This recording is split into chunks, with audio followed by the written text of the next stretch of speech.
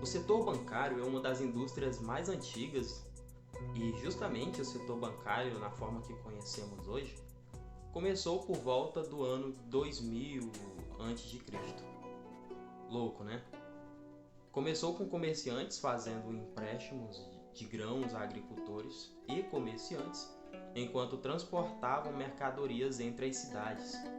Desde então, o setor bancário evoluiu de um sistema simplista de troca e economias de presentes de épocas anteriores para um modelo de banco eletrônico complexo e globalizado, baseado em tecnologia e baseado na internet.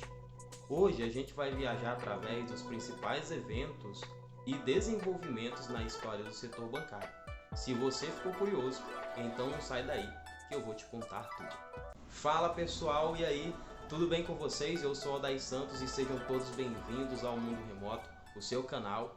E hoje nós vamos trazer uma história muito interessante para você aqui a respeito dos bancos, como surgiu os bancos, a história do setor bancário desde seu início. Vai ser uma coisa bem resumida, mas eu espero que ajude você aí, você que gosta de estudar história, você que gosta de estudar economia, você que quer saber um pouquinho da história desse tipo de coisa. Eu trago aqui no canal muita novidade para você e hoje a gente vai trazer um pouquinho da história dos bancos. Isso vai relacionar um pouquinho aqui sobre o escambo também, que eu já falei em outro vídeo, eu vou deixar no card aqui. Mas se você não é inscrito, eu gostaria que você se inscrevesse aí. Me ajuda. Por favor.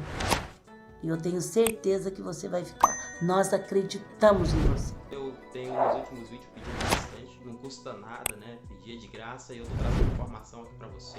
Isso custa um pouquinho de tempo e trabalho também. Então se você puder me ajudar, eu vou agradecer, feliz pra caramba. Vou ficar motivado pra trazer muito mais aqui pra você. Se você é inscrito, curte aí e comenta, deixa sua opinião, deixa sua sugestão de vídeos e temas que eu possa trazer aqui. Temas financeiros e históricos, tá bom? Eu posso estar trazendo para vocês o quanto vocês quiserem. Mas sem mais enrolação, bora pro vídeo.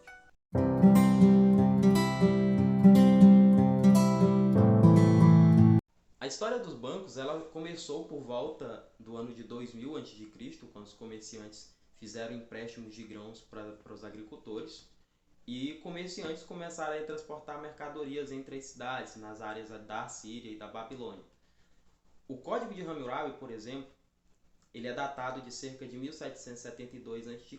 e é um dos mais antigos escritos aí, um dos escritos mais antigos já decifrados aí, em extensão significativa no mundo que trata de questões de contrato aí, que estabelece os termos de uma transação.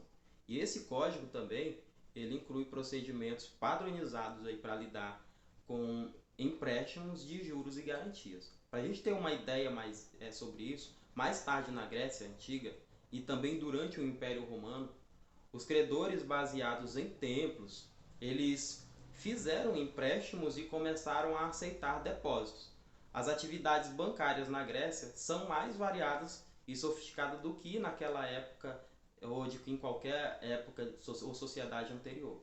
Eles fizeram aí depósitos, fizeram empréstimos, trocaram dinheiro de uma moeda para outra e testaram moedas quanto ao peso e pureza. Eles até se envolveram em transações de livros e pode até ser encontrado aí agiotas que aceitaram o pagamento de uma cidade grega e providenciaram um crédito na outra. Isso aí para facilitar que o cliente pudesse aí transferir ou transportar uma grande quantidade de números de moedas, o que seria muito difícil e muito perigoso também. Né? A atividade bancária, no sentido moderno da palavra, ela remonta da Itália medieval ao início da Renascença, e as sociedades ricas do norte, como Florença, Veneza e Gênova, o desenvolvimento desse sistema bancário ou do sistema bancário, ele se espalhou por toda a Europa aí, uma série de inovações muito importantes que ocorreram em Amsterdã durante a República Holandesa no século XVI e em Londres no século XVII.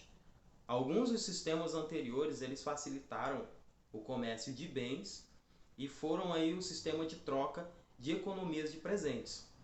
Tivemos algo chamado como sistema de barter, que é um método antigo que foi adaptado pelas pessoas para trocar seus serviços e bens, a gente estuda isso na escola também.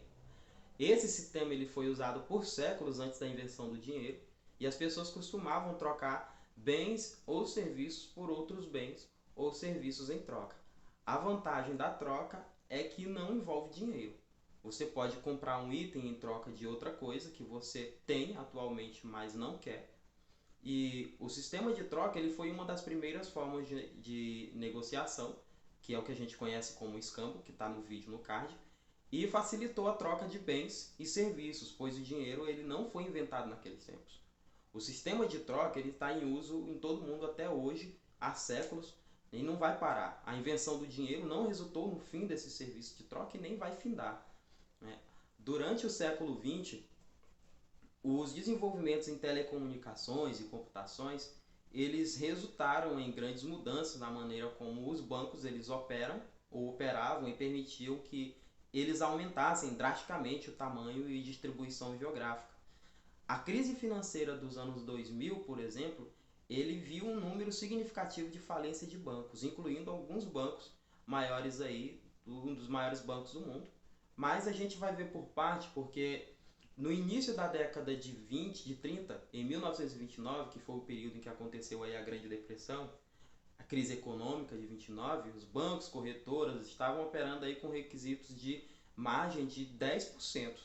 Isso significava que os corretoras emprestariam dinheiro, 9 dólares para cada $1 investido que o investidor depositasse. Quando o mercado caiu, os corretores pediam esse empréstimo que não puderam ser pagos. Os bancos começaram a falir quando os devedores deixaram de pagar suas dívidas e os depositantes tentaram retirar, né, esses depósitos em massa, desencadeando aí várias corridas bancárias. As garantias do governo e os regulamentos bancários do Federal Reserve era para evitar tais pânicos e foram eficazes ou não foram usados. As falências bancárias levaram a perda de bilhões de dólares em ativos. Após o pânico de 29, durante os primeiros 10 meses da década de 30, 744 bancos americanos faliram. E ao todo, 9.000 bancos faliram durante a década de 1930 inteira.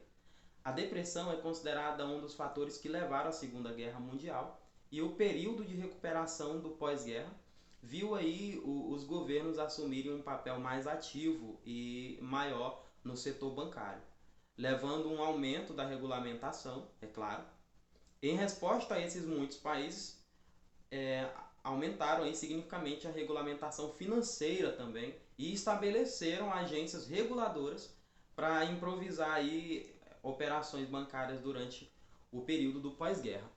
Pós-guerra mundial, né, das duas organizações que foram aí criadas, o Fundo Monetário Internacional, que é conhecido como FMI, e o Banco Mundial. O início dos anos 2000 foi marcado pela consolidação dos bancos existentes e a entrada no mercado de outros intermediários financeiros. E a gente vai ver quais são.